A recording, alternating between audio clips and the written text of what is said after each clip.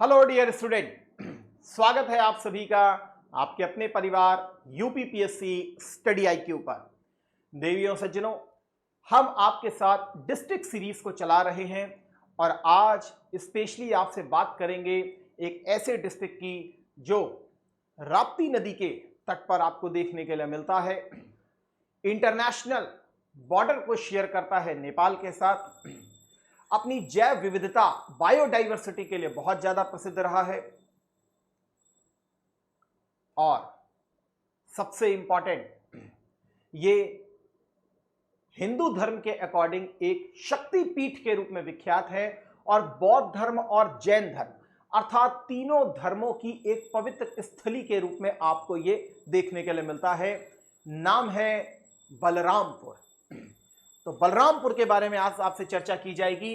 तो देखेंगे बलरामपुर को, बलरामपुर है कहां पर और क्या है बलरामपुर की स्पेशलिटी। लेकिन उससे पहले यहां पर आपको दिख रहा है एक क्यूआर कोड जो कि है ऑफिशियली यूपीपीएससी स्टडी आईक्यू का। तो देवियों सज्जनों, जितने भी लेटेस्ट अपडेट आते हैं, बहुत सारे पोल्स कंडक्ट करवाए जाते हैं, बहुत सारे आपको डेटा शेयर किया जाता है, पीपीटी शेयर की जाती हैं, टेस्ट पेपर शेयर किए जाते हैं, तो वो सब आपको हमारे ऑफिशियल टेलीग्राम चैनल पे देखने के लिए मिलेंगे। उसी प्रकार ये मेरा पर्सनल टेलीग्राम चैनल है, यहां पर आप मुझसे डायरेक्टली बातचीत कर सकते हो, डायरेक्ट मुझे एक्सेस कर सकते हो और अपनी पढ़ाई रिलेटेड कोई भी समस्या होती है तो आप उसको यहां पर मेरे साथ डिस्कस कर सकते हो। तो देखते हैं आपके साथ बलरामपुर को। बलरामपुर कहां पर है? तो सबसे पहले फोकस कीजिए, यह है आपका नेपाल डिस्ट्रिक्ट। इसको कहते हैं सॉरी नेपाल जो है वो अंतरराष्ट्रीय राज्य है, अंतरराष्ट्रीय देश है, माफी चाहेंगे। तो नेपाल यहां पर आपको एक देश देखने के लिए मिलता है। यहां पर आप पीलीभीत को देख सकते हैं, यह पीलीभीत है जो उत्तराखंड और नेपाल दोनों के साथ बॉर्डर बनाता है। उसी प्रकार यहां महाराजगंज आपको देखने के लिए मिल रहा है, यह नेपाल के साथ भी बॉर्डर बनाता है और बिहार के साथ भी बॉर्डर को क्रिएट करता है। तो पहले तो हमें ये दोनों दिमाग में रखना चाहिए। महाराज जी पीले पीले, मतलब महाराज जी को देखोगे तो वो हमेशा सोना भी बहुत अच्छे तरीके से पहनते हैं, तो येलो कलर शुभ कलर भी होता है, तो अधिकतर आपको ड्रेसिंग सेंस येलो कलर में देखने के लिए मिलती है। तो महाराज जी पीले पीले, तो याद रखिएगा महाराजगंज और पीलीभीत ऐसे ही तुम्हारे दिमाग में हमेशा पेस्ट रहेगा कि बिहार और उधर आपका उत्तराखंड, दो तो हो गए भाई, ठीक है। पिछली बार हमने आपसे लखनऊ की भी बात की थी, इलाहाबाद की बात की थी और आपसे स्पेशली अयोध्या मंडल की भी चर्चा की थी। आज बात करेंगे बलरामपुर की। लेकिन बलरामपुर की बात करते हुए अगर मैं आपसे कहूं कि उत्तर प्रदेश में टोटल 18 मंडल हैं, तो यह बात बिल्कुल सही है। 18 मंडल में सर फिर बलरामपुर किस मंडल में आता है? Wait and watch. 75 जिले हैं तो 75 जिले हो गए भाई। 4 आर्थिक संभाग हैं तो 4 आर्थिक संभाग हो गए, पूर्वी आर्थिक संभाग, बुंदेलखंड, मध्यांचल वाला और आपका पश्चिमांचल का आर्थिक संभाग। तो सबसे इंपॉर्टेंट चीज है कि मंडल की बात करें तो मंडल के रूप में इसे देवी पाटन मंडल के रूप में आज आप जानते हैं। और इस देवी पाटन मंडल में कौन से क्षेत्र आते हैं? तो बहराइच, श्रावस्ती और बलरामपुर और इसके साथ गोंडा। गोंडा इनका मेन हेडक्वार्टर है। तो ये 4 डिस्ट्रिक्ट मिल करके देवी पाटन मंडल को क्रिएट करते हैं। तो ये क्या है? दैट इज आपका देवी पाटन मंडल, ठीक है, वेरी गुड, ठीक है। तो देवी पाटन मंडल में कौन कौन से क्षेत्र आते हैं भाई? 4 क्षेत्र आते हैं, दिमाग में रख लीजिएगा, गोंडा, बहराइच, श्रावस्ती और बलरामपुर, ठीक है। और इस मंडल में आप देखिए तो 3 डिस्ट्रिक्ट जो हैं वो इंटरनेशनल बॉर्डर को शेयर करते हैं और तीनों का घनिष्ठ संबंध हिंदू बुद्धिस्ट दोनों से आपको देखने को मिलेगा। जैनों का भी आपको इन्फ्लुएंस ज्यादा देखने के लिए मिलता है। लेकिन ये आप देखिए that is international border. Uttar Pradesh सरकार गोरखपुर से एक कॉरिडोर बना रही है, खासकर ये आपके नोएडा शामली तक इसको लेकर के जाएगी, शामली तक लेके जाएगी और फिर वहां से क्या कहते हैं कनेक्ट करवाएंगे अंबाला तक और इधर गोरखपुर को फिर जलपाईगुड़ी इधर तक लेके जाएंगे। तो जैसे ही यहां, और ये ग्रीन फील्ड एक्सप्रेसवे बनाने का परियोजना है। ग्रीन फील्ड का मतलब है मतलब उन क्षेत्रों से पर्यावरण अनुकूल एक्सप्रेसवे होगा। तो जब ये बनेगा तो आप सब जानते हैं यहां पर जो एक इंटरनल सिक्योरिटी एक थ्रेट रहता है तो उसको काउंटर करना बहुत आसान हो जाएगा। इन क्षेत्रों से माइग्रेशन बहुत होता है पश्चिमांचल की तरफ, तो वो पलायन रुकेगा। जो एग्रीकल्चर का फेमिनाइजेशन आपको देखने के लिए मिल रहा है वो भी धीरे धीरे क्या होगा, एक बैलेंस होना स्टार्ट होगा। क्योंकि अधिकांश पुरुष जो हैं वो चले जाते हैं कहाँ, पश्चिमांचल में कमाने के लिए, तो महिलाएं ही आपको स्पेशली गांवों में देखने के लिए मिलती हैं। तो ये हमको स्पेशली देखने के लिए मिलता है ये क्षेत्र। तो भाई किस मंडल में आएगा और ये कौन सा आर्थिक संभाग है, तो ये पूर्वी आर्थिक संभाग है, ये भी दिमाग में रखिएगा। ये कौन सा आर्थिक संभाग है, ये पूर्वी आर्थिक संभाग के रूप में आपको देखने के लिए मिलता है। तो यहां आप देख सकते हैं देवी पाटन लिखा हुआ है, तो कौन कौन सा क्षेत्र है, बहराइच का, इधर गोंडा का, इधर बलरामपुर का और इधर श्रावस्ती का। तो ये आपको 4 जिले देखने के लिए मिल रहे हैं। ठीक, ओके। अब बात करते हैं यहां पर जब हम वेबसाइट पे जाते हैं तो गवर्नमेंट की वेबसाइट जो है, जैसे इंटरफेस खोलते हैं वैसे ही ऐसा कुछ हमको इंटरफेस दिखाई पड़ता है। और ये बहुत अच्छी बात है, हर डिस्ट्रिक्ट की क्या स्पेशलिटी है और सरकार क्या आपको सेवाएं दे रही है, आप डायरेक्ट जाकर के यहां पर एक्सेस कर सकते हो। जैसे उद्यम सारथी ऐप, तो आप सब जानते हैं ई गवर्नेंस जो है वो गुड गवर्नेंस का आवश्यक टूल है, इफेक्टिव गवर्नेंस का आवश्यक टूल है। तो उद्यम सारथी ऐप पे जा सकते हैं आप, और सरकार आपको उद्यम लगाने के लिए कौन कौन सी सुविधाएं सभी दे रही है, तो आप वहां पर उसको एक्सेस कर सकते हैं। उसी प्रकार आरोग्य सेतु ऐप, तो आरोग्य सेतु ऐप के तहत आप सभी जानते हैं कि आयुष्मान भारत के तहत आपको 5 लाख का बीमा भी प्रोवाइड किया गया है। तो आरोग्य सेतु ऐप को भी डाउनलोड कर सकते हैं, उससे आप बहुत ज्यादा अपनी जागरूकता को भी बढ़ा सकते हैं और मेडिकल केयर फैसिलिटीज को भी एक्सेस कर सकते हैं। उसी प्रकार यहां पर आपदा प्रबंधन आज की एक सबसे बड़ी चुनौती है। तो कहां पर कौन सी आपदाएं आती हैं, तो एक तो मानव निर्मित आपदा है, एक प्राकृतिक आपदा है। अगर इन क्षेत्रों को आप देखते हैं तो ये स्पेशली आपको फ्लड रिलेटेड प्रोन क्षेत्र देखने के लिए मिलते हैं। तो आपको बाढ़ एक बड़ी आपदा के रूप में इन क्षेत्रों में देखने के लिए मिलती है। तो यहां पर, और अभी जैसे ये तराई के बेल्ट हैं तो यहां पर गर्मी में गर्मी बहुत ज्यादा होती है, सर्दी में सर्दी बहुत ज्यादा होती है, बरसातों में बरसातें बहुत ज्यादा होती हैं। तो डिटेल ऑफ दी महिलाओं को लेकर के आपको मालूम है विशाखा गाइडलाइंस भी लगी हुई है 1997 वाला। उसी के बेसिस पर एक कार्यस्थल पर महिलाओं का यौन उत्पीड़न को लेकर के प्रिवेंशन, रोकथाम और शिकायत निवारण अधिनियम लगा हुआ है, तो इसके बारे में भी यहां पर जानकारी दी गई है। इसी प्रकार बीएलओ ई पत्रिका, बीएलओ ई पत्रिका कुछ नहीं है, आप अपने इलेक्शन को यहां पर अपडेट करा सकते हैं। ब्लॉक रिलेटेड जो ऑफिसर होता है इलेक्शन का, वो आपको मिलता है। हीट वेव का एक्शन प्लान, यहां पर लोगों की जागरूकता को बढ़ाया जा रहा है ताकि वो इस समय जो गर्मी पड़ रही है वो बहुत तेजी से नौतपा का समय चल रहा है, तो आपको देखने के लिए मिलेगा कि गर्मी बहुत ज्यादा है। साइबर सिक्योरिटी को लेकर के भी यहां पर जागरूकता दी जा रही है। इसके अलावा प्रधानमंत्री आवास योजना ग्रामीण में क्या क्या इनिशिएटिव लिए गए हैं, किन किन की सूचियां हैं, वो सारी चीजें आपको यहां प्रोवाइड की जाती हैं।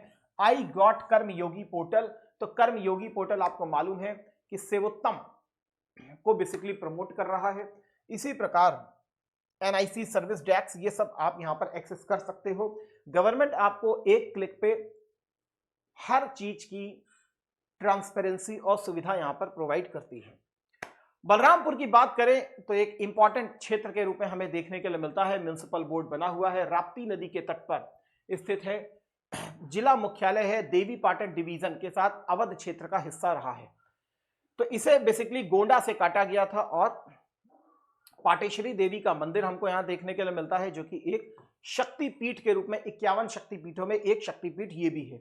ठीक है, तो बौद्ध और जैनों के लिए भी एक प्रमुख तीर्थ स्थल के रूप में ये देखने के लिए मिलता है। राप्ती नदी यहाँ की हमें स्पेशल नदी देखने के लिए मिलती है। मैंने आपको बताया गर्मियों में गर्मी बहुत ज्यादा होती है, सर्दियों में सर्दी बहुत ज्यादा होती है, बरसातों में बरसातें बहुत ज्यादा होती हैं। तो तराई बेल्ट की एक स्पेशलिटी होती है। अच्छा, गर्मी भी जो यहाँ पे है तो बहुत बायोडाइवर्सिटी भी है, तो गर्मी में गर्मी मॉइस्ट ज्यादा होती है। एक गर्मी होती है जिसमें हवा चलती है, पसीना बहता रहता है, फिर भी एक राहत रहती है। एक वो रहती है कि जब बरसात होती है, एकदम से बरसात होती है, भड़ास निकलती है, सफोकेशन टाइप का महसूस होता है, तो वो एक चिपचिपाहट वाली गर्मी होती है, तो वैसी चीज आपको यहाँ ज्यादा आपको देखने के लिए मिलती है, इसलिए और ज्यादा आपको ये चीज खतरनाक देखने के लिए मिलती है। इसीलिए यहाँ पर फिर डिजीजेस और जो बीमारियां हैं वो भी ज्यादा आपको देखने के लिए मिलती हैं, ज्यादा फैलती हुई दिखाई पड़ती हैं। तो इस प्रकार की चीजें रहती हैं तराई बेल्ट में। अगर बात करें स्पेशली इस क्षेत्र की, तो ये बेसिकली कोशल साम्राज्य का ही पार्ट हुआ करता था और उस समय श्रावस्ती एक महत्वपूर्ण क्षेत्र के रूप में हुआ करता था, इसीलिए लिखा हुआ है ये उत्तर कोशल की राजधानी हुआ करती थी आपकी श्रावस्ती। उस समय बलरामपुर यही क्षेत्र का ही पार्ट हुआ करता था। तो राप्ती नदी बेसिकली यहां बहती है, साहित माहित प्राचीन शहर के रूप में हमें दिखाई पड़ते हैं। श्रावस्ती में ही महात्मा बुद्ध ने अपना 21 वर्षावास बिताए थे और अंगुली माल की प्रसिद्ध घटना जो है यहीं पर घटित हुई थी, तब ये बेसिकली श्रावस्ती का ही ये क्षेत्र हुआ करता था। तो मुगल शासन के दौरान ये अवध सूबे की पार्ट हुआ करता था। ब्रिटिश सरकार ने जब अवध क्षेत्र को एनेक्स किया था जेम्स आउटरम की रिपोर्ट के आधार पर, तब बेसिकली ये जब अवध को एनेक्स किया गया था तो ये सारा क्षेत्र जो है फिर ये ब्रिटिश सरकार का ही उस समय पार्ट बन गया था। बहराइच के बारे में स्पेशली हमने बात की थी कि बहराइच जो है वो बेसिकली 1857 में स्पेशली भाग भी लेता है। तो यहाँ के एक राजा साहब भी थे बलभद्र, वो बेसिकली चिन्हट की लड़ाई में पार्टिसिपेट भी करते हैं और वहां पर वीर गति को भी प्राप्त होते हैं। ब्रिटिश सरकार ने बलरामपुर को बहराइच से अलग किया था और गोंडा का हिस्सा बनाया था और आगे जाकर के फिर यह गोंडा से अलग होकर के एज अ स्वतंत्र जिले के रूप में हमें देखने के लिए मिलता है। दिस वन 97 में गोंडा जिले को 2 भागों में विभाजित किया गया था और बलरामपुर का जन्म जो है गोंडा जिले के ही क्या कहते हैं कट करके बेसिकली इसको फिर निर्मित किया गया था। बिल्कुल सही है, ठीक है। बलरामपुर की बात करें तो एक लोकसभा सीट हमें यहां से देखने के लिए मिल जाती है, देवीपाटन मंडल है। मंडल की एक ही तरीके की चुनौतियां रहती हैं, वही मंडल की चुनौतियां आपको देखने के लिए मिल रही हैं। हिंदू, उर्दू और अवधी आपको स्पेशली देखने के लिए मिलती है, क्योंकि मध्यांचल में भी का एक बड़ा इन्फ्लुएंस है, पूर्वांचल का एक बड़ा इन्फ्लुएंस है, तो पूर्वांचल लैंग्वेज भी आपको यहाँ स्पेशली देखने के लिए मिलती है, ठीक है। तो पॉपुलेशन, जनसंख्या घनत्व, ठीक है, साक्षरता, वैसे अगर बात की जाए तो ये वाला जितना भी इलाका है आपका, यहाँ पर साक्षरता आपको कम ही देखने के लिए मिलती है, कम ही। देशावस्थी को देख लीजिए, सबसे कम में आपको देखने के लिए मिल रहा, तो कम ही देखने के लिए आपको यहाँ पर शावस्थी मिलती है। प्रति व्यक्ति आए तो ये भी आपको समझाया था मैंने कि ये तराई बेल्ट का जो इलाका है इनकी इनकम वैसे बहुत कम है, क्योंकि इंडस्ट्रियलाइजेशन है नहीं, तो बहुत ज़्यादा इनकम के सोर्सेस बनते नहीं हैं। अधिकतर आपको एग्रीकल्चर रिलेटेड एक्टिविटीज ही देखने के लिए मिलती हैं। फेमिनाइजेशन ऑफ एग्रीकल्चर स्पेशली आपको देखने के लिए मिलेगा, लेकिन इस समय वर्तमान सरकार जो है वो बेसिकली ओडीओपी को प्रमोट कर रही है। तो अब आप ये बताएंगे ओडीओपी में बलरामपुर से क्या प्रोडक्ट शामिल किया गया है। तो जो भी प्रोडक्ट को शामिल किया गया बलरामपुर से, अब आप उसके लिए vocal for global to local for vocal to global, मतलब ग्लोकल कल्चर को प्रमोट कर रही है। इसके थ्रू बहुत सारे इंटरनेशनल एग्जीबिशन सेंटर्स लगाए जाते हैं, प्रदर्शनियां आयोजित होती है नोएडा में, तो यहाँ के लोगों को भी एक मंच दिया जाता है कि वो अपने स्थानीय उत्पादों को वहां रख सकते हैं और इंटरनेशनल मार्केट तक एक्सेस प्रोवाइड किए जा सकती है। इसके लिए कुशीनगर एयरपोर्ट को भी फोकस किया जा रहा है और वाराणसी तो स्पेशली क्या कहते हैं इस प्रकार की एक्टिविटीज प्रमोट की ही जा रही हैं, जिसमें गल्फ कंट्रीज में बहुत सारे प्रोडक्ट्स को एक्सपोर्ट किया जा रहा है। खासकर आपसे बात की थी हम लोगों ने कुशीनगर इधर वाले इलाके की, तो दैट इज सिद्धार्थ नगर वाले इलाके की, तो वहां पर काला नमक चावल है, तो फिर बलरामपुर का कौन सा है। तो प्रति व्यक्ति आय आपको स्पेशली कम ही देखने के लिए मिलेगी। चावल, गेहूं अनाज सेंट्रिक फसल ही है, मतलब परंपरागत मॉडल ही है, वैल्यू एडिशन क्रॉप्स की तरफ थोड़ा सा कम है। लेकिन अब यहां पर भी कुछ इनोवेशंस हो रहे हैं और परंपरागत से ये लोग बागवानी की तरफ भी मूव ऑन कर रहे हैं, क्योंकि बागवानी से आपको इनकम के सोर्स बढ़ते हुए दिखाई देते हैं। भारत सरकार की जीडीपी में बागवानी का योगदान जो है एग्रीकल्चर के पॉइंट ऑफ व्यू से 33% का योगदान रखता है एग्रीकल्चर में, तो दैट इज वेरी इंपॉर्टेंट, और वैल्यू एडिशन बहुत ज्यादा है। इसके अलावा जो भी आपको इंडस्ट्रीज देखने के लिए मिलती हैं वो स्मॉल स्केल इंडस्ट्रीज देखने के लिए मिलती हैं, बहुत बड़ी इंडस्ट्रीज हमें यहाँ पर देखने के लिए नहीं मिलती हैं। तो जैसे नॉर्मल ऑटोमोबाइल्स की दुकान नॉर्मल ही है, बहुत ज्यादा स्पेशली नहीं है। स्पेशली ऐसी चीजों को जब लिखा जाता है तो बोला जाता है स्मॉल स्केल इंडस्ट्रीज को बेसिकली प्रमोट किया जाता है। यहाँ पर छोटे उद्योग आपको अधिकतर देखने के लिए मिलते हैं। हाँ, ये जरूर है कि सड़क, रेलवे और एयरपोर्ट, तो सड़क मार्ग से बेहतर रूप में कनेक्टेड है, ये रेलवे से भी कनेक्ट हो चुका है प्रॉपरली। और हवाई अड्डे से बात करें तो श्रावस्ती हवाई अड्डा जो है वो उड़ान योजना के तहत इसको क्रिएट किया गया था, तो वो है। और अंतर्राष्ट्रीय हवाई अड्डे में लखनऊ हवाई अड्डा इसका निकटतम हवाई अड्डा आपको देखने के लिए मिलता है। स्पेशली अपने नेचुरल वेजिटेशन और बायोडाइवर्सिटी के लिए प्रसिद्ध है। तो यहाँ बहुत सारे अभ्यारण्य पाए जाते हैं, जिसमें एक सबसे इंपॉर्टेंट अभ्यारण्य के रूप में महाराज सुहेलदेव सुहेलवा वन्यजीव अभ्यारण्य आपको देखने के लिए मिलता है। और इसका एक्सटेंशन गोंडा, बलरामपुर, श्रावस्ती इधर आपको देखने के लिए मिलेगा। तो तेंदुआ, बाघ, भालू ये सब आपको देखने के लिए मिल जाते हैं। सुहेलवा वन्यजीव अभ्यारण्य भारत नेपाल सीमा पर बेसिकली स्थित है। उत्तर प्रदेश के बलरामपुर गोंडा जिले में सुहेलवा को 88 में एक वन्यजीव अभ्यारण्य के रूप में घोषित किया गया था। सबसे इंपॉर्टेंट अगर बात करें तो कुछ मंदिर हमको स्पेशली देखने के मिलते हैं। बिजलीपुर मंदिर बलरामपुर में देखने के लिए मिलता है। जय माता दी। उसी प्रकार ये जो सबसे इंपॉर्टेंट मंदिर हमें देखने के लिए मिलेगा, ये 51 शक्तिपीठों में एक शक्तिपीठ के रूप में प्रसिद्ध है। 51 शक्तिपीठों के रूप में एक शक्तिपीठ के रूप में प्रसिद्ध है। माता दुर्गा को बेसिकली ये समर्पित मंदिर है, जिसका नाम है देवी पाटन मंदिर। आप सबको मालूम है कि बजट में मां पाटेश्वरी देवी विश्वविद्यालय की भी घोषणा की गई है, तो वो कहां पर है जरा बताइएगा लिख करके। उसी प्रकार सुहेलवा वन्यजीव अभ्यारण्य को देखें तो बलरामपुर, श्रावस्ती और साथ में इंडो नेपाल बॉर्डर के पास आपको ये फैलता हुआ दिखाई देगा। बफर जोन, ठीक है, वाइल्ड लाइफ सेंचुरी आपको देखने के लिए मिलेगी, दैट इज जिसे 1988 में क्रिएट किया गया था। तो सुहेलदेव वाइल्ड लाइफ सेंचुरी अगर हम देखें तो इंपॉर्टेंट बुद्धिस्ट सर्किट बगल में आपको दिखाई पड़ेगा। तो यहां से एक प्रकार से हम जैसे टूरिज्म की पॉलिसी में आपके वाइल्ड लाइफ सर्किट्स को भी बनाया गया है और बुद्धिस्ट सर्किट को भी बनाया गया है, तो हम एक ऐसी पॉलिसी ला सकते हैं कि अगर कोई भी इस तरीके से आता है, क्योंकि government of Uttar Pradesh specially Buddhist circuit को प्रमोट कर रही है।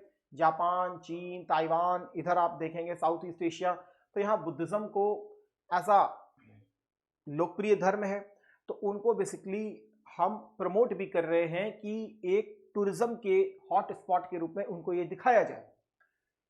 तो इसके साथ हम वहीं पर एक अवेयरनेस को फैला सकते हैं कि आप यहां से वाइल्ड लाइफ टूरिज्म को भी एक्सेस कर सकते हैं। तो दैट्स वाई यहाँ इंपॉर्टेंट इसका रोल बन जाता है सुहेलदेव वाइल्ड लाइफ सेंचुरीज का। तो बुद्धिस्ट सर्किट देखने के लिए मिलता है। फॉरेन बुद्धिस्ट टूरिस्ट आ सकते हैं श्रावस्ती, तो यहाँ पर बुद्धिस्ट होली प्लेसेस, ठीक है, सेंचुरी, ठीक है। अनदर इंपॉर्टेंट फीचर क्या है कि इसी सेंचुरी में आपको थारू ट्राइब का भी प्रेजेंस देखने के लिए मिलता है। Government of Uttar Pradesh specially Tharu museum को भी क्रिएट कर रही है। थारूस के लिए एक डेडिकेटेड विश्वविद्यालय का भी निर्माण किया गया है, लेकिन वो लखीमपुर में किया गया है। थारू ट्राइब जो है मंगोलाइड फीचर्स रखती है, have been resident of this area since long and wholly dependent on the forest land of their survival and the livelihood। तो पूरी तरीके से जंगलों पर ही आश्रित आपको देखने के लिए मिलेंगे। तो मंगोलाइड विशेषताएं होती हैं इनकी, लंबे समय से इसी क्षेत्र में ये निवास करती हैं। सुहेलदेव वन्यजीव अभयारण्य बौद्ध सर्किट के पास ही स्थित है। विदेशी बौद्ध पर्यटकों को यहाँ पर फिर एक्सेस प्रॉपरली दी जा सकती है, वो यहाँ पर आ सकते हैं। उसी प्रकार यह कोयलाबास, बलरामपुर, इस प्रकार के कुछ पुल बनाए गए हैं जो नेचुरल वेजिटेशन को प्रमोट करते हैं।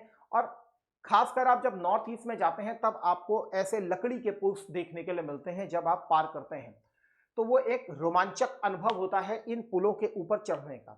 वैसे ही कुछ इस प्रकार से, ये तो फिलहाल लकड़ी का नहीं है, इसको बेसिकली ऐसे पुल्स बनाए गए हैं ताकि आपको एक नेचुरलिटी का आभास हो सके, ठीक है। तो पर्यटन स्थल के रूप में अगर प्रमुख व्यक्तित्व के रूप में देखें तो स्वर्गीय अटल बिहारी वाजपेयी जी जो हैं, उन्होंने सबसे पहला जो बलरामपुर लोकसभा सीट से ही वो चुने गए थे, यद्यपि दूसरी बार वो हारे थे यहाँ पर, लेकिन फिर से जब वो तीसरी बार लड़े थे 67 में, तो फिर से उनको यहाँ पर जीत मिली थी। और इन्हीं के सम्मान में साप्ताहिक जो है सुशासन एक्सप्रेस यहां से चलती है बलरामपुर से ग्वालियर तक। उसी प्रकार मोहम्मद शफी खान, ये भी आपको यहां देखने के लिए मिलेंगे, जिनका नाम साहित्य के क्षेत्र में इंपॉर्टेंट रहता है, तो मोहम्मद शफी खान आपको देखने के लिए मिल जाते हैं। तो बलरामपुर के बारे में इतना ही, लेकिन ये आपके लिए एक सबसे इंपॉर्टेंट ऑफर है जिसका नाम है अर्ली स्टार्ट ऑफर। जो भी हमारे भाई बहन यूपीएससी के पेपर को दिए हैं और उनका अब फोकस यूपीपीएससी की तरफ है, तो दिमाग में रखिएगा, एक स्ट्रक्चराइज तैयारी करने के लिए आपको हमारे फाउंडेशन कोर्स से जरूर जुड़ना चाहिए, क्योंकि यहां पर आपको स्पेशली डेडिकेटेड फैकल्टीज देखने के लिए मिलती हैं जो केवल आपके पीएससी के माया जाल को तोड़ने का काम करती हैं। तो सबसे इंपॉर्टेंट टीम आपको यहां पर वर्क देखने के लिए मिलता है और सभी अपने क्षेत्र में स्पेशलिस्ट के रूप में शामिल किए गए हैं। तो चाहे फिर आप योगेंद्र सर की बात करें, चाहे फिर वेद सर की बात करें, चाहे फिर आप सिद्धार्थ सर की बात करें या वैभव सर की बात कर ले या निर्मेश सर की बात कर ले, इंपॉर्टेंट यह है कि इसका जो ऑफर रखा गया है वो 31 मई तक ही रखा गया है। लेकिन इसके लिए आपको यह भी प्रोवाइड करने की जरूरत नहीं है, बल्कि आपको मेरे कोड को लगाना है। जब भी बैच को यूज लेंगे आप, तो साईं बाबा के नाम पर साईं लाइव कोड को यूज कीजिएगा, आपको इससे भी ज्यादा इसमें डिस्काउंट भी मिलेगा, मुझे उस बैच में पढ़ाने का सुअवसर भी मिलेगा और साथ में मेंटरशिप प्रोवाइड करने का भी अवसर मिलता है। Pre plus mains plus interview तीनों को इसमें हमने फोकस किया है। सबसे इंपॉर्टेंट चीज कि जैसे आप प्रीलिम्स को क्वालिफाई करते हो तो आपको ये सारी फीस आपकी रिफंड भी कर दी जाती है। तो सबसे इंपॉर्टेंट और हॉलिस्टिक बैच है ये, तो जरूर इससे जुड़िए, फाउंडेशन की नींव को मजबूत कीजिए, क्योंकि स्टडी आईक्यू में जो भी एडमिशन होते हैं वो लिमिटेड सीट्स के लिए ही होते हैं, ताकि हम हर एक बच्चे से बातचीत कर पाएं, उसकी प्रॉब्लम्स को समझ पाएं और वो किस प्रकार का परफॉर्मेंस कर रहा है उसके ऊपर पूरी तरीके से कंसर्न को हम यूज कर पाएं। तो देवियों सज्जनों, जरूर इसको ज्वाइन कीजिए और सेशन को फिर यहीं विराम करते हैं। अगली बार फिर चलेंगे किसी नए डिस्ट्रिक्ट की तरफ। तब तक के लिए थैंक यू। जय हिंद, जय Bharat, Vande Mataram, God bless you all.